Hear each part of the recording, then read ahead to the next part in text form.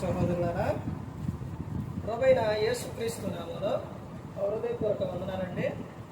ముందుగా ఇంత మంచి సమయాన్ని ఇచ్చిన తండ్రి అయిన దేవునికి ప్రభువైన క్రీస్తు ద్వారా కృతజ్ఞతాస్తుతులు చెల్లిస్తున్నానండి.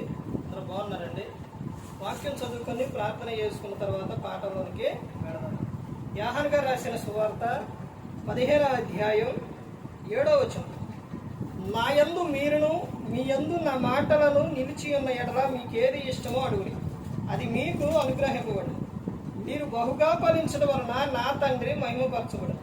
ఇందువలన మీరు నా శిష్యులగుదురు. తండ్రి నన్ను ఎలాగూ ప్రేమించునో నేను మిమ్మల్ని అలాగూ ప్రేమించుదును. నా ప్రేమ యందు నిలిచియుండుడి. ప్రార్థన చేసుకుందాం. పరలోకమందున్న మా తండ్రి, పరిశుద్ధ ప్రేమ గల తండ్రి, గొప్ప తండ్రి, యెహోవా తండ్రి, మీ ప్రియకుమారుడు యేసుక్రీస్తు ప్రభువారి ద్వారా కృతజ్ఞతాస్తుతులు చెల్లిస్తున్నాము నాయన. ఈ రాత్రి వేళ మా అందరితో మాట్లాడమని మా ప్రభువైన యేసుక్రీస్తు నామమున వేడుకుంటున్నాం తండ్రి. ఆమేన్. ప్రభువైన యేసుక్రీస్తు నామములో హృదయపూర్వక వందనాలండి. దేవుని కుమారుడు యేసుక్రీస్తు ప్రభువారు ఈ లోకానికి వచ్చిన తర్వాత పరలోక రాజ్యం సమీపిస్తుంది కనుక మారు మనసు పొందమని ప్రకటింప మొదలుపెట్టారు. ప్రతి ఒక్కరికి కూడా, ప్రతి ఒక్క క్రైస్తవుడికి కూడా ఏ ప్రాముఖ్యమైనది, చాలా అవసరమైనది ఏంటంటే మారు మనసు. ఏంటది? మారు మనసు. మారు మనసు పొందే ఏం చేయాలి? బాప్తిస్మం తీసుకోవాలి. పేతురు గారు ఏమని చెప్పారు? పేతురు, మీరు మారు మనసు పొంది, ప్రతివాడు మారు మనసు పొంది పాప క్షమాపణ నిమిత్తం ప్రతివాడు యేసుక్రీస్తు నామమున బాప్తిస్మం పొందుడి, అప్పుడు మీరు పరిశుద్ధాత్మను వరం పొందుదురు అని చెప్పారు. యోహాను గారు ఆయన ఏమని చెప్పారు? ప్రతి ఒక్కరు కూడా మారు మనసు పొందుడి, మారు మనసులకు తగిన ఫలాలు ఫలించుడి, మారు మనసు పొంది తిరుగుడి. యేసుక్రీస్తు ప్రభువారు ఏమని చెప్పారు? పరలోక రాజ్యం సమీపిస్తుంది కనుక మారు మనసు పొందుడి అని చెప్పారు. శిష్యులని పంపుతూ ఏమని చెప్పారు యేసుక్రీస్తు ప్రభువారు? మారు మనస్సు గురించి ప్రకటించుడి. మారు మనస్సు అంటే చేస్తున్న తప్పు ఏదైతే ఉందో, అది వరకు నువ్వు చేస్తున్న తప్పు ఏదైతే ఉందో దాన్ని అసహించుకొని వెనక్కి తిరగటం మారు మనసు. మరలా దాని వైపు తిరగకోకుండా ఉండడమే మారు మనసు. ఈ మారు మనసు పొందితే రెండు ప్రయోజనాలు ఉన్నాయి. ఏంటనంటే, ఒకటి, లోకంలో నీ క్రియలు మారిపోతే, నీ ఆలోచన మారిపోతే నువ్వు ఆనందంగా సంతోషం. తర్వాత నువ్వు ఈ లోకం విడిస్తే ఆడికి వెళ్తావు, పరలోకానికి చేరు. అంశం పాఠం పేరు ప్రభువులోనే ఉంది ఆనందం, సంతోషం. ప్రభువులోనే ఉంది ఆనందం, సంతోషం. ఎక్కడన్నా దొరికిద్దా? ఎక్కడైనా ఉందా? ఎక్కడా లేదు. ఈ రోజున ప్రతి ఒక్కరు గమనించుకోవాలి, క్రీస్తుని నమ్ముకోకుండా, క్రీస్తులో రాకుండా, క్రీస్తు యందు ఉండకుండా ఉన్న వారికి ఏదో ఒక అందులోనే ఏముంది? బాధ ఉంది. అంటే క్రీస్తులోకి వచ్చిన వారికి లేదా?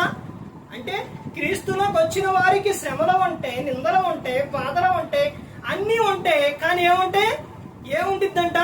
ఆనందం ఉండిద్ది, మనశ్శాంతి ఉండిద్ది. బయట ఉన్నవారు డబ్బులున్నా, ఆస్తులున్నా, ఏమన్నా, కానీ చాలా మంది చనిపోతున్నారు అని అంటే కారణం ఏంటి? అంటే ఎలా చనిపోతున్నారు? గురి పెట్టుకొని చనిపోతున్నారు, మందు తాగి చనిపోతున్నారు, అక్కడ దూకి చనిపోతున్నారు, దాని కింద పడి చనిపోతున్నారు, భయంకరంగా చనిపోతున్నారు. అంటే కారణం ఏమిటి అని అంటే వాళ్ళకి ఏమి లేదు, ఆనందం లేదు. ఒక ఆయన ఎవరంటే సినిమా హీరోని అనుకుంటా, హీరోయిన్ ఎవరు, మైకేల్ జాక్సన్. ఆయన ఇంటర్వ్యూ చేసేటప్పుడు ఆయన అడిగిన విషయం ఏంటంటే, అయ్యా మీకు ఇంత ఉంది కదా, మీరు వెళుతున్నప్పుడు చాలా వరకు మొత్తం ఎక్కువ మీదే కదా, ఇదంతా మీదే కదా, బాగా సంపాదించారు, బాగా చేశారు, బాగా చాలా ఉంది అయ్యా, మరి ఇంక మీకు ఏం కావాలయ్యా అని అడిగారు. ఆయన చెప్పిన సమాధానం ఏంటో తెలుసండి? మనశ్శాంతి కావాలయ్యా అన్నాడు. చూశారండి ఎన్ని ఉన్నాయండి. ఎంత ఆయన డ్యాన్స్ వేసేవాడు, ఎన్ని సంపాదించారు, ఎన్ని వేసారు, ఆయనకి ఏమి లేదు. డ్యాన్స్ అంటే ఎలా వస్తుంది? అది ఆనందంతో వేసేది. కానీ ఆయన జీవితంలోనే, ఆయన మనసులో ఏమి లేదు, ఆనందం లేదు. ఇప్పుడు నవ్వించేవారు ఉన్నారు, వీళ్ళందరూ ఉన్నారు, కానీ వారిలో ఏమి లేదు. మరి జీవితాన్ని చూడండి, అడిగి చూడండి, ఏమి లేదు, ఆనందం లేదు వాళ్ళకి. అర్థమైందండి?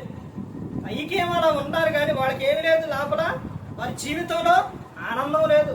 కానీ ఆనందం ఆనందం సంతోషం ఎక్కడ వస్తుంది, ఎవరిస్తారు అని అంటే యేసుక్రీస్తు ప్రభువు. ప్రయాసపడి భారం మోసుకొనుచున్న సమస్త జనులారా నా యొద్దకు రండి, నేను మీకు విశ్రాంతిని కలుగు చేస్తాను. ఆయన చెబుతున్న విషయం ఏంటంటే, ఇదిగో నా యొద్దకు వచ్చి నేర్చుకోండి అని చెప్తాను. ఆయన యొద్దకు వెళ్ళి నేర్చుకున్నప్పుడు మన ప్రాణములకు విశ్రాంతి. నేను సాత్వికుడను, దీన మనసు గలవాడును, మీ కాడి ఎత్తుకొని నా యొద్దకు రండి, నా యొద్దకు వచ్చి నేర్చుకోండి, నా కాడి సులువుగాను భారముగాను తేలికగాను ఉన్నాయని చెప్పి. తర్వాత ఇక్కడేమని చెప్తున్నారు, యోహాను గారు రాసిన సువార్త 15:7 నా యందు మీరును మీ యందు నా మాటలను నిలిచి ఉన్న ఎడల మీకేది ఇష్టమో అడుగుడి అని చెప్తున్నారు. అడుగుండి నేను ఇస్తానని చెప్తున్నారు. అయితే మనం ఆయన యందు ఉండాలి, ఆయన మాటలు మనలో ఉండాలి. అప్పుడే మనం అడిగితే ఆయన ఏం చేస్తారు, చేస్తారు. ఇప్పుడు గర్భాన పుట్టిన పిల్లలు ఉన్నారండి. గర్భాన పుట్టిన పిల్లలు ఏదన్నా అడిగారనుకోండి, తల్లిదండ్రులు ఇవ్వకుండా ఉంటారా? అది హానికరమైనది అయితే ఎవరు, అది మంచిదైతే ఇవ్వకుండా ఉంటారా? ఇవ్వకుండా అనేది ఉండరు, ఇస్తారు. ఎవరు అడిగినప్పుడు అండి, బయట నుంచి వచ్చిన పిల్లలు అడిగితే ఇస్తారా? చాలా ప్రేమ జాలి కలిగిన వారైతే ఒకటే ఇస్తారేమో, కానీ అందరూ ఇస్తారా? ఎవరు. కానీ గర్భాన పుట్టిన పిల్లలు అడిగితే ఇస్తారు. అలాగే దేవుడు కూడా ఆయన యందు మనం ఉంటే, ఆయనలో ఉంటే మనం ఆయన పిల్లలం కాబట్టి మనం అడిగితే ఆయన ఇస్తాం. ఇంకో విషయం ఏంటంటే, దీన్నే పట్టుకొని చాలా మంది ఈ రోజున ఏం చేస్తున్నారంటే, వారి సబుద్ధి ఆధారం చేసుకొని ప్రభు వాక్యాన్ని మాటలనే అన్ని కూడా ఎలా తీసుకున్నారంటే వ్యతిరేకంగా తీసుకున్నారు. తర్వాత వారి ఇష్టానుసారంగా మాట్లాడుతున్నారు, వారి ఇష్టానుసారంగా తీసుకున్నారు. అది ఎప్పటికీ కరెక్ట్ కాదండి. ఏం చేస్తున్నారనంటే, భోజనం చేసిన పానం చేసిన ప్రార్థన చేసుకోవాలని అంటే వీడు ఏం చేస్తున్నారు, కొంతమంది చాలా మందిని చేస్తున్నారంట, నాకు తెలియదు కానీ చెబుతున్నారు. మందు తాగేటప్పుడు ప్రార్థన చేసుకోవటం, వ్యర్థమైన తినేటప్పుడు ప్రార్థన చేసుకోవటం, ఇలా చేస్తున్నారు. అది మంచిది కాదండి, అలా చేయకూడదు. అర్థమవుతుందండి. తర్వాత ఇంకో విషయం ఏంటంటే, అడుగుడి మీకు ఇవ్వబడును, వెతుకుడి మీకు దొరుకును, తట్టుడి మీకు తీయబడును అని అన్నప్పుడు ఏం చేస్తున్నారంటే, ఈ విషయాన్ని బట్టి శరీర సంబంధమైన కోరికలు అడుగుతున్నారు, లోక సంబంధమైన విషయాలు అడుగుతున్నారు. శరీర సంబంధమైన కోరికలు దేవుడు తీర్చడు. అర్థమవుతుందండి. అలాంటి అడిగి దేవుడు నాకు చేయలేదే ఇవ్వలేదని ఆయన మీద నిందేయటం, ఆయన అంటాం అది మంచిది కాదు. ఆయన తీర్చడు. పాపం వలన వచ్చు జీతం ఏంటి, మరణం. అది మరణం కాబట్టి దేవుడు ఆ కోరికలు తీర్చడం. నీకు గర్భఫలం కావాలి, లేకపోతే జీవనోపాధి కోసం నువ్వేదన్నా కొనుక్కోవడానికో, లేకపోతే బ్రతకడానికో, లేకపోతే జాబో పనో ఇవి కావాల్సినప్పుడు అడిగితే దేవుడు ఏం చేస్తారో వాటిని ఇస్తారు. నాకు అమ్మాయి కావాలి, నాకు అబ్బాయి కావాలి, తాగడానికి మందు కావాలి, తినడానికి అది కావాలి, ఇది కావాలంటే దేవుడు అవి ఇవ్వడు. వాటి వల్ల ప్రమాదం. అర్థమవుతుందండి. ఇది ప్రతి ఒక్కరూ కూడా గమనించుకోవాలి. దేవుడు నాకు ఇవ్వట్లేదు, చేయట్లేదు అని అంటే వాటి వల్ల ప్రమాదం ఉందో వాటిని ఇవ్వరు. ఇప్పుడు అక్షయం ఉందండి, ఇక్కడ షాపు ఉంది, నాకు ఆ షాపు కావాలి కావాలి కావాలంటే ఇస్తామా? ఇవ్వం. ఆ తినేది అక్కడ ఉందనుకోండి, లేకపోతే ఏదైనా ఉపయోగపడేది ఉందనుకోండి, అది కావాలని అంటే అది ఇస్తాం. షాక్ ఎందుకు ఇవ్వం? అది తెగుతుంది కాబట్టి, కోసుకుంటుంది కాబట్టి. అలాగే అలాంటివి ఇస్తే, అమ్మాయి అబ్బాయి లేకపోతే శరీర కోరికలు అలాంటివి ఇస్తే నీ జీవితం పాడైతుంది. పాపం వల్ల వచ్చి జీతం మరణం. నువ్వు ఈ లోకంలో బాధపడతావు వాటి వలన. తర్వాత నువ్వు ఈ లోకం ఇస్తే నరకానికి వెళ్ళిపోతావు. అందుకనే దేవుడు అది ఇవ్వడు. అర్థమవుతుందండి. అవి ఇవ్వరు. అది ప్రతి ఒక్కరు కూడా గమనించుకోవాలి. ఆనందం సంతోషం ఎక్కడ ఉంది అని అంటే ఎక్కడ ఉంది? ప్రభువులోనే ఉంది.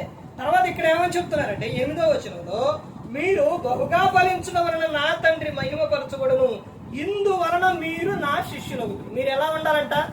బహుగా ఫలించాలి. నువ్వు అన్ని విషయాల్లో ఫలించాలి. యోహాను గారు రాసిన పత్రికలో ఉంటుంది, జ్ఞానుడు తెలుసు, ప్రియుడా నువ్వు ఆత్మలో వర్ధిల్లుచున్న ప్రకారం సౌఖ్యముగా నువ్వు అన్ని విషయాలు నువ్వేవాలి, వర్ధిల్లాలి. నువ్వు అన్ని విషయాల్లో వర్ధిల్లాలి. నువ్వు చేసే పనిలో వర్ధిల్లాలి, జాబులో వర్ధిల్లాలి, నీ కుటుంబంలో వర్ధిల్లాలి. నువ్వు అన్ని విషయాల్లో వర్ధిల్లాలి. నీ ద్వారా ప్రభువునికి ఏమి రావాలి? ఘనత మహిమ వచ్చే విధంగా ఉండాలి.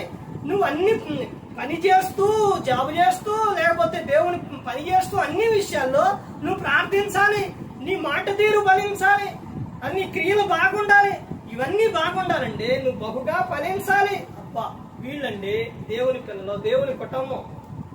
రోమీయులకు రాసిన పత్రిక 16:4 అపోస్తలుడైన పౌలు గారు ఇద్దరు భార్యాభర్త గురించి చెబుతారు. ఏమని చెప్తారండి? అకుల ప్రిస్కిల్లకి ఏమని చెప్తారు? ఇదిగో వారికి ఏం చెప్పుడి? వదనాలు చెప్పుడి. వాళ్ళు నా ప్రాణం కొరకు తమ ప్రాణం ఇచ్చుడికైనా తెగించిరి. ఇదిగో వారి ఇంట ఏముంది? సంఘం ఉంది. అన్ని చెల్లులు వారికి ఏమై ఉన్నారు? కృతజ్ఞులై ఉన్నారు అని చెప్తారు. అన్ని విషయాల్లో ఏముండాలి? ఫలించాలి, బాగుండాలి, ఆనందించాలి. తర్వాత ఏమని చెప్తున్నారంటే 9వ వచనంలో, తండ్రి నన్ను ఎలాగో ప్రేమించునో నేను మిమ్మల్ని అలాగూ ప్రేమించితిని, నా ప్రేమ యందు నిలిచియుండుడి. తండ్రి నన్ను ఎలా ప్రేమించారో నేను కూడా మిమ్మల్ని అలా ప్రేమిస్తున్నాను. నేను ఈ లోకానికి వచ్చి మీకోసం ప్రాణం పెట్టాను. నేను మిమ్మల్ని విడవను, ఎడబాయను అని ఆయన చెబుతూ ఉన్నాను. ఆనందంగా ఉండాలి, సంతోషంగా ఉండాలి, ఎల్లప్పుడూ కూడా నవ్వుతూ ఉండాలి. అర్థమైందండి? ఇవి రావాలంటే బలవంతంగా రావు. అర్థమైందండి? ఎక్కడి నుంచి రావాలి?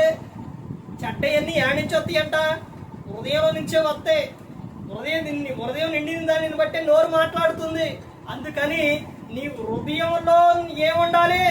ఆనందం ఉండాలి. ఆనందం ఉండాలంటే నువ్వు ప్రభువునందు ఉండాలి. ఈ రోజున క్రీస్తుని యందు లేని వారు ఏం చేస్తున్నారు? వారు ఎంత బాధపడుతున్నారంటే అంత బాధపడుతున్నారు.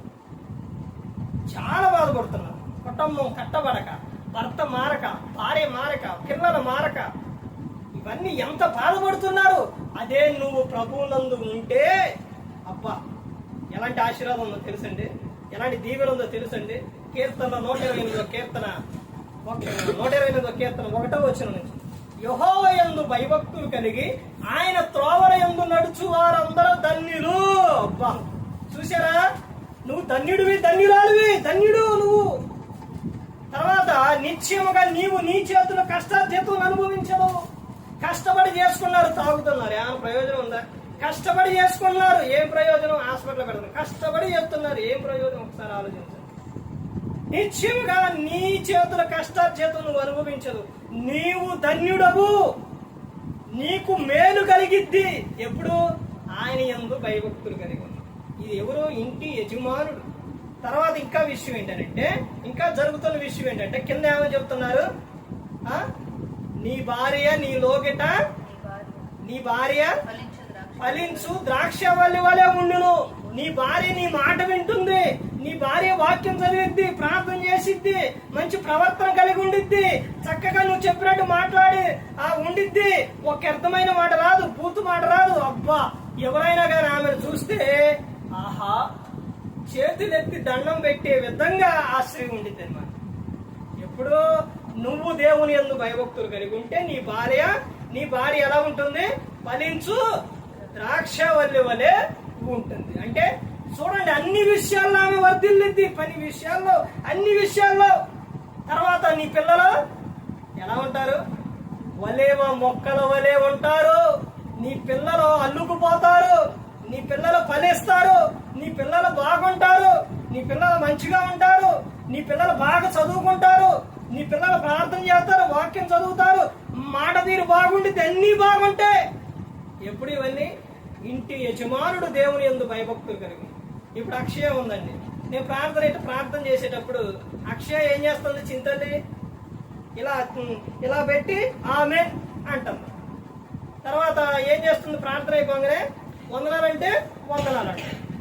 అంటే ఇంటి నేనని కాదు, ఎవరున్నా ఇంటి యజమానుడు ఎవరున్నా వారి పిల్లలు కూడా వారు ఈ దేవుని యందు భయభక్తులు కలిగి ఉంటే వారి పిల్లలు ఫలిస్తారు, వృద్ధి చెందుతారు, వారు బాగుంటారు. గ్రంథం ఏమని చెప్తుందో తెలుసండి? ఆయన యందు భయభక్తులు గల వారిని, పెద్దలేమి పిన్నలేమి చిన్నలేమి అందరినీ కూడా దేవుడు ఏం చేస్తారో ఆశీర్వదిస్తారంట. ఇది ప్రతి ఒక్కరూ కూడా గమనించుకోవాలి. మన నోటితో ఎప్పుడు కూడా ఏం రావాలో తెలుసండి? ఆశీర్వాదం వచ్చినవే రావాలి, కృతజ్ఞత వచ్చినవే మనం ఉచ్చరింపాలి. తర్వాత ఇంకా ఆయన ఏమని చెప్తున్నారంటే, చూడండి, నేను నా తండ్రి ఆజ్ఞను గైకొని ఆయన ప్రేమ యందు నిలిచి ఉన్న ప్రకారం మీరును నా ఆజ్ఞను గైకొని నా ఎడల నా ప్రేమ యందు నిలిచి ఉందురు. ఆయన ఆజ్ఞలు గైకుంటేనే ఏం చేస్తారంట? ఆయన ప్రేమ యందు నిలిచి ఉంటారు. నా కీర్తన 128 లాస్ట్ లో ఏమని ఉంటుందో తెలుసండి? అక్కడ నుంచి ఏమందంటే, యెహోవా యందు భయభక్తులు కలవాడు ఇలాగ ఆశీర్వదించబడను, సియోనులో నుండి యెహోవా నిన్ను ఆశీర్వదించును, నీ జీవిత కాలం అంతయు యెరూషలేమునకు క్షేమము కొలిగట చూచెదవు, నీ పిల్లలను నీవు చూచెదవు. దేవుని యందు భయభక్తులు కలిగి ఉన్నప్పుడు, మా మామగారంటే వద్రమ్మ గారు, ఆమె దేవుని యందు వారు దేవుని యందు భయభక్తులు కలిగి ఉన్నారు. మా చిన్నప్పుడు ఇట్ట పెట్టుకొని వాక్యం చదివేది, కరెంట్ లేకపోతే దీపం పెట్టుకొని వాక్యం చదివేది, అంత ఇదిగా ఉండేది. ఎప్పుడు క్షేమమే కోరుకునేది. నువ్వు ప్రతి ఒక్కరి క్షేమమే కోరుకోవాలి. ఎలాంటి క్షేమం కోరుకునేది తెలుసండి? అక్కడ పిల్లలు వాళ్ళందరూ వస్తే వాడు కన్నా స్కూల్కి వెళ్ళకపోతే వీళ్ళు ఎవరు మాట అయితే వింటారో వాళ్ళకి చెప్పేది. చెబితే ఈ పిల్లలకి ఏమొచ్చిందంటే కోపం వచ్చి నిన్ను పొందుతాం అనేవాడు. అయినా కానీ చెప్పి ఈ రోజున వారు ఎవరు మాట అయితే వింటారో వాళ్ళకి చెబితే వాళ్ళు గద్దిస్తే వీళ్ళు ఈ రోజున పిల్లలు ఎలా ఉన్నారు తెలుసా? ప్రయోజకులుగా ఉన్నారు. కొంతమంది విషయాల్లో ఇదిగో నా విషయంలోనే అక్కడికి వచ్చే సేవకుడితో, అయ్యగారు ఈయన అశోక్ ఏమవ్వాలి, అయ్యగారు అవ్వాలి అని కోరుకునేది. నేను అయ్యగారు సేవకుడు అనుకున్నా. చూశారండి, ఏం కోరుకుంది? మంచి కోరుకుంది, బాగుండాలని కోరుకుంది, వాడు ఫలించాలి అని కోరుకుంది. ఆ తర్వాత ఆమె జీవితంలో జరిగిన విషయం ఏంటో తెలుసండి? ఆమెకి కుమారుడు కుమార్తె, తర్వాత కుమార్తెకి వివాహం అయ్యి కుమార్తె పుట్టి, మరలా కుమార్తె పుట్టి, మరలా వివాహమై, మరలా వారికి పిల్లలు పుట్టారు. వాళ్ళ కుమారులు కూడా వివాహమై వారికి పిల్లలు పుట్టి, మరలా వాడికి పిల్లలు పుట్టారు. ఎన్ని తరాలు చూసింది? పిల్లలను నువ్వేం చేస్తావు? చూసేదవు అని చెప్పారు. అంటే ఇప్పుడు ఇద్దరు భయభక్తులు కలిగి ఉన్నారు కాబట్టి తాతయ్య గారు మామగారు ఇద్దరు వాళ్ళు పిల్ల తరాన చూశారు. అంటే బైబుల్ చెబుతున్న విషయం ఏ ఒక్కటి కూడా వాక్యం పోదు. దేవుడు చెప్పిన ప్రతి ఒక్క మాట జరిగిద్ది. అంటే ఇప్పుడు వాడు దేవుని యందు భయభక్తులు కలిగి ఉండడం వలన వాక్యం చెప్పినట్టు పిల్లలను ఏం చేశారు? చూశారు. అలాగే ప్రతి ఒక్కరు కూడా చూస్తారు. ఆనందం, సంతోషం ఎక్కడ ఉందంటే ప్రభువులోనే ఉంది. ఫిలిప్పీయులకు 4వ అధ్యాయం 4వ వచనం నుంచి చూస్తే 4వ అధ్యాయం 4వ వచనం, ఎల్లప్పుడూ ప్రభువునందు ఆనందించుడి, మరలా చెప్పుదును ఆనందించుడి, మీ సకల చెరులకు తెలియబడనీడి, ప్రభు సమీపంగా ఉన్నాడు, దేని గురించి కూడా మీరు చింతపడొద్దు, ప్రతి ఒక్క విషయంలో కృతజ్ఞత పూర్వకంగా మీ విన్నపములు దేవునికి తెలియజేయడి. 7వ వచనంలో, అప్పుడు సమస్త జ్ఞానములకు మించిన దేవుని సమాధానం యేసు క్రీస్తు వలన మీ హృదయములకును మీ తలంపులకును కావలి ఉండును అని చెప్తున్నారు. 19వ వచనంలో ఏమని చెప్తున్నారంటే, కాగా దేవుడు తన ఐశ్వర్యం చొప్పున క్రీస్తు యేసునందు మహిమలో మీ ప్రతి అవసరం తీరుస్తారు. మీ ప్రతి అవసరం తీరుస్తారు. అర్థమైందండి? అంటే దేవుడు మన మేలు కోరే మనకు అవసరమైన ఇస్తారు, మనకు అవసరం లేని ఎవరు. అర్థమైందండి? ఆనందం, సంతోషం ఎక్కడ ఉందనంటే ప్రభువులోనే ఉంది. ఆయన ఆజ్ఞలు గైకొనే వారిగా ఉండాలి. ఏ ఒక్కరు కూడా నశించి నరకానికి వెళ్ళిపోకూడదని యేసు క్రీస్తు ప్రభువారు ఈ లోకానికి వచ్చి మనందరి కోసం సిలువలో తన ప్రాణాన్ని పెట్టి ఉన్నారు. మరి ఈ విధంగా నిలబెట్టి మాట్లాడించిన తండ్రి దేవునికి కృతజ్ఞతాస్తుతులు చెల్లిస్తూ ఇంతవరకు శ్రద్ధగా ఉన్న మీకు ప్రభు పేటన హృదయపూర్వక చెల్లిస్తూ ఈ మాటలు ముగిస్తాను. అందరికీ వందనాలు.